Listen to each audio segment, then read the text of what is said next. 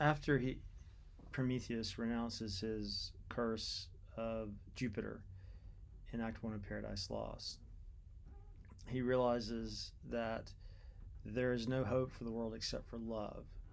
He realizes that the reason he has been trapped, fixed, chained on that rock in the Caucasus Mountains is that he has been ruled by hatred.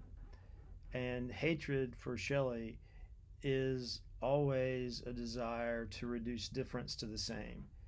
If I hate you, I don't want to acknowledge you as a unique individual whom I wish to thrive, whom I might see with compassion, whom I might seek as a friend, but instead I want you to suffer.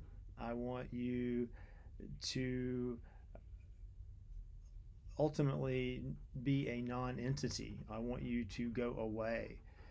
So we can see that when Prometheus is ruled by hatred, he is fixed, he is chained. But when he renounces his hatred of Jupiter, essentially he undoes Jupiter. Jupiter is a manifestation of his hatred. And when he stops hating Jupiter, Jupiter more or less disappears. He's taken down by Demogorgon a bit later in the play. Right after Prometheus renounces his curse, things start happening. It's fair to say that everything in the world of the play Prometheus is a manifestation of Prometheus's mind. In this regard, he's a little bit like Albion in Blake's prophecy Milton, and also in Blake's prophecy Jerusalem. Albion is the one human who, when fallen, is fragmented into different parts that are at war with one another. In Blake's case, the four Zoas are at war with one another. We learned about Urizen, we learned about Los, we learned about Tharmas, we learned about Luva.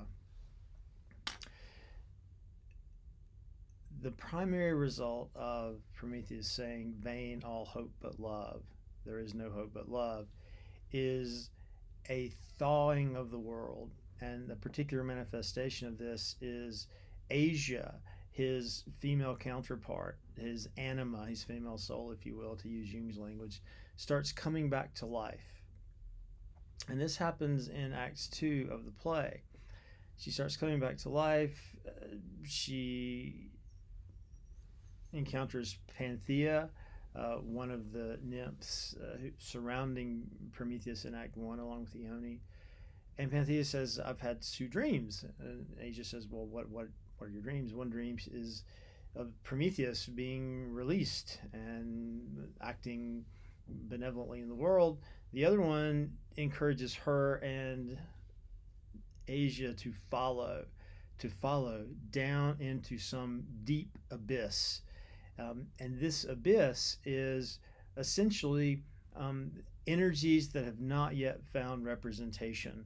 This abyss essentially is pure potential, not yet actualized. Here is how Shelley describes this abyss. As Panthea and Asia make their way down, they keep hearing echoes. And one echo says, in the world unknown sleeps a voice unspoken. By thy step alone can its rest be broken, child of ocean. So this abysm is the potential for speech that is not yet rendered in speech. It's, we might say, a kind of formlessness, a nebulousness, energy not yet channeled. And this is borne out in a later moment in the description of Asia and Panthea making their way deep into this abyss. As they make their way down, spirits begin to sing, and they say, through the gray void abysm, down, down, where the air is no prism, and the moon and stars are not, and the cavern crags wear not the radiance of heaven, nor the gloom to earth given, where there is one pervading, one alone, down, down. This is a place where white light has not been refracted. If we think of white light as a kind of ubiquitous potential for color, We're in a world where there is no color, where there are no solids, if you will, that will refract the white light into color. There's no prism that will refract that light into color.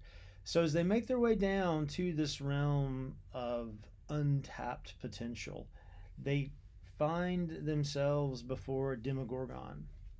Now, Demogorgon's a complex figure in Prometheus Unbound. The fact that he lives in this realm of potentiality suggests that he is a manifestation of what has not happened but that will happen, of potentiality that will become actualized. So he kind of lives on the cusp between actuality and potentiality. In this regard, he can be likened to something like fate or destiny or necessity, the principle by which chance turns into necessity. Chaos turns into order. Turbulence turns into pattern. What has not yet happened turns into what is happening. So we can loosely call him necessity. And he's very clear in his conversation with Asia and Panthea that everything is ruled by necessity. There is no such thing as chance in the world. We see this idea entertained in Shelley's Mont Blanc, where the peak of Mont Blanc seems to symbolize something like fate or necessity or destiny, a kind of power that shapes the actions that take place in the world. But we learn also in Mont Blanc that the human mind has the ability to alter this destiny. How? Well, through the imagination in Mont Blanc, through the mind as the witch poesy, able to choose what to focus on and what not to focus on, choose what to emphasize and what not to emphasize, and ultimately the mind having the power to interpret events one way or another, and those interpretations actually have power in the world and can alter destiny. Well, Demogorgon says to Asia, when she asks, who is the master of the slave? She's been asking questions ultimately about Jupiter and the nature of Jupiter and whether Jupiter will continue to be in power. And Demogorgon says this, and this is in Act 2, Scene 4.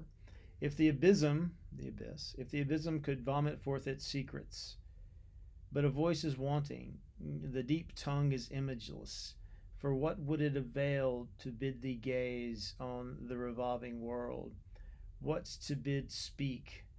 Fate, time, occasion, chance, and change. To these all things are subject, but eternal love.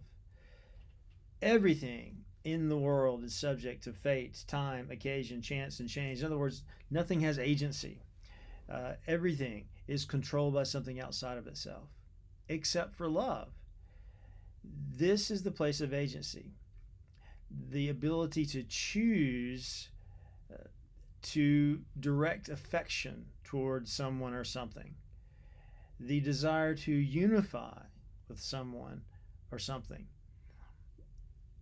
We can see too that for Shelley, throughout the play Prometheus Unbound, love is not simply an expression of the heart, again, a desire to overcome fragmentation, to overcome alienation, a desire to unify diversity, a desire to acknowledge diversity. But also, love is the mind's ability to create harmony. So the very act of making a poem, the very act of making a work of art is an act of love if the work of art is meant to foster love in others, if it's meant to foster hope in others, if it's meant to foster a desire for unity in others. So this is a big moment. If in Mont Blanc, the poet's mind, the imagination, is the primary vehicle of agency in a world largely controlled by necessity, here it is love. So Shelley focuses less on what the mind can do and more on what the heart can do. So this moment, along with Prometheus renouncing his curse of Jupiter, is one of the two major moments in the first two acts of the poem that are the engines, let's call them, that generate the changes that take place in Acts 3 and 4. Uh, Prometheus understands that hatred is stasis. He then renounces his curse of Jupiter and realizes there is no hope in the world but love. And then the world that he's been inhabiting starts loosening up. Ice starts thawing. Solids start dissolving into liquid, if you will. Things start moving from actuality back to a kind of potentiality. Possibility exists in the world, the possibility of change, the possibility of transformation. And Asia is a manifestation of this. She thaws out herself and sort of feels reanimated. And the result of this reanimation is her journey, her quest deep down into the underworld. So we see that in this regard, Asia is a manifestation of Prometheus. Prometheus remains in the world of mountains and ice, but she is a manifestation of his being. She goes down into the abyss. So it's as if he goes down into the abyss too, and there finds what? That indeed there is no hope but love, and love is more than simply hope. Love is the place of agency in the world, the place of change, the place of transformation, the place of liberation.